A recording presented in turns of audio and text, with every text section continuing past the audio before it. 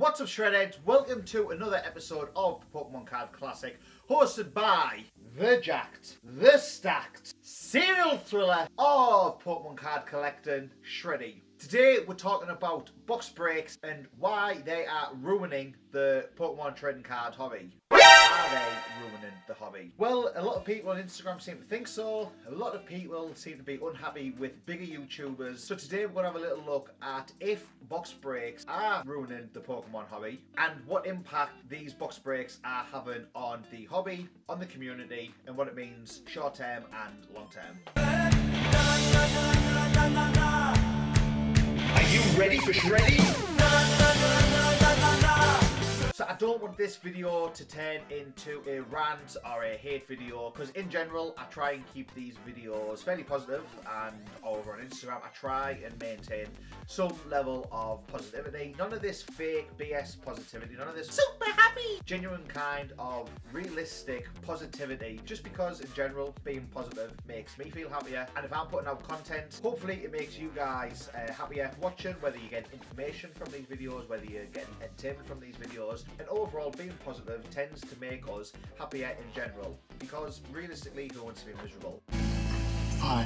So why am I talking about positivity, happiness, blah blah blah blah blah? So on Instagram I saw somebody had commented on one of my stories saying that Pokemon booster box breaks were ruining the hobby. And I thought to myself, like, what does this guy mean? So a box break, for those of you who may not know, most of you will, but in case you don't know what a box break is, a box break is where you take a booster box. So we got one here on the desk. There's a basic booster box here. A box break is where I would take this, I would open the, I'd crack the seal. You can see this one is sealed, it's got all the shrink wrap on there. So I would take this, I would take the shrink wrap off, open the box up, and then you're left with 36 booster packs. A box break would then sell those booster packs. Now there's different kinds of box breaks, and the more I was thinking about it, when I read that box breaks were ruining the hobby, I instantly thought, no, that's bullcrap. I didn't agree with it whatsoever. But before we explore this any further, I want to ask what you guys think. Do you think that box breaks are ruining the hobby? What do you guys think? Let me know down in the comments below. But right now we're going to look at that statement. Box breaks are ruining the hobby in a little bit more detail. Honestly, without box breaks, we wouldn't have any point in Pokemon cards at all. If everybody was buying sealed products and keeping it sealed, we wouldn't be able to see Pokemon cards at all. When I was a kid collecting, I wasn't buying cards to keep them sealed in a packet or to buy a booster. I never had a booster box when I was a kid. I used to buy booster packs. But when I was a kid and I was spending my £2.50 pocket money on a booster pack of cards, do you think that I was buying a pack of cards to keep sealed? No. What do you buy booster packs for? 100 gills on the beach. Buy them to open the pack up and to get the cards out. Some people play the card game, some people don't. You might collect, you might play, you might do one or the other, you might do both. It doesn't really matter. So the fact that somebody was saying that box breaks is ruining the hobby, it got me thinking, well, how? What do they mean by it's ruining the hobby? Because if people weren't opening sealed products, if people weren't opening booster packs, what would be the point in, Pokemon cards at all? So I got thinking a little bit more, and some of my favourite Pokemon YouTubers, Z&G, Jake and Rafi, just to name two, have covered similar-ish kind of this topic in a similar kind of roundabout way, maybe. Not directly looking at box breaks, but looked at the YouTubers, the big channels that are doing box breaks, where they charge people to open their packs on stream. So that is a completely different beast. That is a completely different thing to what a traditional box break is. Back in 2008, 2009, 2010, I was doing box breaks. In fact, I recently found some old footage of a legendary collection box breaks that I did. So I'll put it up on screen now. What I would do with these box breaks is get the packs, I would sell majority of the box breaks I did, I take the individual booster packs, sell the booster packs on. Some of the box breaks I did to open for myself because I wanted to open the cards, I wanted to collect those cards. Some of the notable ones I can think of off the top of my head I did this with was the Gym Challenge series, Team Rocket, because I used to get loads of Team Rocket booster boxes. I've done it with a lot of Japanese sets. Most of the Japanese sets that I have, which I'll cover in another video, most of those Japanese sets were completed by me opening all the packs myself. So they're all, you know, minty fresh booster packs, all minty fresh from booster packs, minty fresh cards. So I think the statement, more I think about it, wasn't kind of saying box breaks are ruining the hobby. I think the statement was aimed more at box breaks from big YouTube channels that are selling packs and then opening these packs on behalf of the buyer, where you have to have it opened if you want to be able to buy that booster pack. I think that is where that statement was more so directed towards. So what do I think about box breaks on YouTube? Well, again, there's a couple of different ways to look at this. So there's a couple of ways to look at box breaks on YouTube. Some channels will do box breaks and they will sell the packs, ship them out as sealed packs to the buyer, untampered with, unweighed, and for me, that's how I used to do my box breaks. I'll be honest, I didn't have scales precise enough to measure packs and scale packs back when I was doing box breaks. So I could never, even if I wanted to scale packs, I couldn't scale packs. I would just open the booster boxes and sell the packs at random, pick one out, send off to somebody. I think this in general is a more fair way to do it, because when I was a kid buying booster packs from a shop, if I had enough pocket money to go and buy 3 booster packs, I would pick 3 packs out of the box. If I only had enough money to buy 1 booster packs, I would just pick 1 out of the box. By buying vintage products unweighed, it's replicating that experience when we were kids to, you know, you have a 1 in 3 chance on average of pulling a holo from a WotC booster pack or from a WotC booster box. That is the closest you're going to get to the vintage experience that we had, because stores don't sell vintage packs, or at least not in the UK. You can't walk into a shop and buy a vintage booster pack anymore. I think where the problem comes with, or where people may see the problem with box breaks, is where you have a large YouTuber selling the packs out of a box, taking pre-orders for them, opening the box, but then opening your packs on their stream as well. This is something that I legit cannot believe happened. You know, I don't understand it. Why would I want to spend £200 plus on it? But £200 for vintage, you know, products is on the lower ends.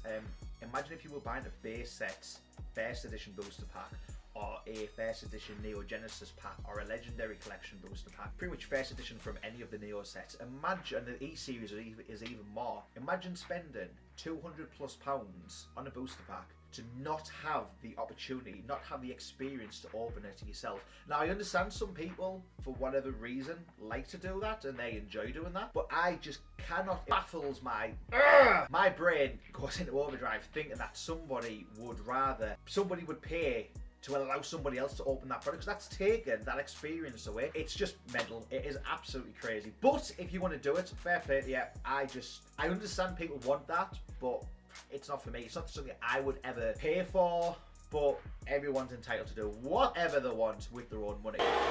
Damn! I'm a 30-year-old man. When you have these bigger YouTubers creating a cult-like mentality amongst younger viewers, teenagers, early 20s, I think it's easier to kind of, what's the word, not manipulate. I'm not saying them being manipulated, but it's easier to persuade them than what it would be someone a little bit older. So to take advantage of potentially vulnerable, you know, I don't know, is vulnerable the right word? I don't know.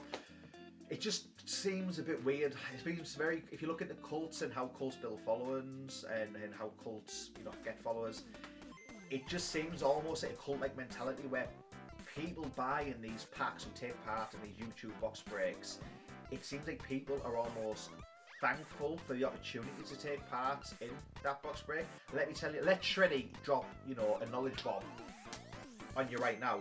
You're not lucky, you're not grateful. All you've done is you've lined somebody else's pocket. You allowed somebody to profit off your hard money and off your hard work. So don't, believe me, if I was doing a box break and I was opening your cards on my stream, I wouldn't be letting you thank me. I would be on my hands and knees thanking you for paying me for great content, premium content, and giving me the opportunity to make a fat stack at your expense. But when you see people actually saying they feel so lucky, they feel so blessed, and these are things I've saw people on Instagram say and describe themselves as feeling because they've got to take part in one of these booster box breaks, it's just baffling. Booster box breaks for me aren't ruining the hobby at all. Without booster box breaks, without people opening product, there would be no point in trading cards, there would be no point in the Pokemon trading card game, there would be no point in the hobby whatsoever. You can collect sealed product, and that's something I'm doing now, because I have all of the sets I want to collect. I have bind versions of them, minus some first editions. So the next kind of logical step for me, and kind of as an investment, is in sealed product, because it's only the vintage stuff, the vintage sealed product. Long term, there's going to be dips, you know, I've covered this in other videos, I've covered this on my chat with Graded Gem. There's going to be dips along the way, but if you look at Pokemon now in 2020 and compare it to 1999, graph maybe is there, that's where it started off. We're now, say here, it's a line that, you know, has gone up, the price has increased. Along the way, there's ups and downs. I've covered this on the channel before. 2008, I was buying Team Rocket booster boxes for £25 each at retail. There would have probably went for 80, 90 quid. 70 quid. It was £2.50 a pack, 36 packs in a box. Do the maths. Let me know down in the comments below what it is. I was buying for 25 quid a pack. Less than £1 a pack is what I was buying booster boxes for back in 2008. So if you look at that graph short term, there's ups and downs, there's peaks and troughs. Long term, it's only going to go up. With these vintage, you know, what to see products, the long term game, 20 years from now, 30 years from now, that price is only going to be high, in my opinion. That price is going to be higher than what it is now. But along the way, there'll be ups and downs. Of course, there will be. Off on a little bit of a tangent there. But for box breaks, you need that open product. You need. So if your goals are to collect sealed product, then, you know, that's fine. That's something I'm doing now with the old WotC booster boxes and the Fiend decks. I want those sealed as part of my collection. I've got a sealed collection going. But without originally having those products to open, you know, box breaks in that sense are not ruining the hobby. A box break like what Z&G Emporium does over on his channel, a little bit like what I did back in 2008, where you're taking a booster box, you're opening it up and you're selling those packs at kind of market price or whatever people are willing to pay. That's a lot more affordable. It's a lot more affordable, especially now, for somebody to go and spend £100 on a booster pack, Team Rocket booster pack, let's say, roughly maybe it's £100. It's a lot more affordable to go and buy a booster pack for £100 than it would be to buy the booster box for £3,600, £4,000, whatever they're going for. So in that sense, box breaks are great because it's allowing people who want to relive those, you know, those nostalgic experiences and recreate that nostalgia, recreate that feeling of opening the products, the cards that they had when they were kids at a somewhat affordable price. It's also great for those who maybe weren't even born in 1999, 2000. If they want to go back and open those older cards, someone can probably afford £100. While it's not cheap, someone can probably be more likely to afford £100 on a single pack than what they can on £4 to buy an entire box. If somebody is selling genuinely unweighed booster packs, then you've got a more fair chance and more fun experience of being able to pull those better cards and those hollow cards. I don't see a problem with box breaks at all whatsoever. The concept of a box break ruining the hobby in that sense is ridiculous. My kind of final opinion on box breaks, where I think they are ruining the hobby, maybe it's not ruining, but they're having a negative impact on the community and on the hobby, is where you have some of these more influential YouTubers and some of these more influential channels or Instagram, you know, accounts, things like that, who are charging well and above the market price to a kind of very easily influenced target market or an audience, and they've got kind of bought into that cult-like mentality where you're not forcing them to buy something, but if they want one of your packs, you're forcing them to pay for it to be opened by the seller on somebody else's YouTube channel for content for them. That's also driving prices up, and there's nothing wrong with the prices going up. I'm happy for the prices to go all the way to the moon, because all this I've got behind me, I'll just sell it, simple as that. But in terms of the average collector, or those people wanting to buy those unweighed products and open it for themselves, these bigger YouTube channels that are, you know, doing these box breaks, you're kind of setting a precedent there, or you're kind of taking away the opportunity to allow people to be able to buy those products at market price, fair price, however you want to word it. Camera change. So, quick interruption. We just had the battery on the camera cut out, so we're now finishing this video off on this mobile phone device. So, as always, I'm interested to know what you guys think. What do you think of box breaks? What's your take on them? Is buying a booster packs for somebody else to open something that you would do? is box breaks, in your opinion, ruining the hobby? I'm genuinely interested to know what you guys think of this subject. My overall verdict is they're not ruining the hobby at all, because people can do whatever they want with their own money.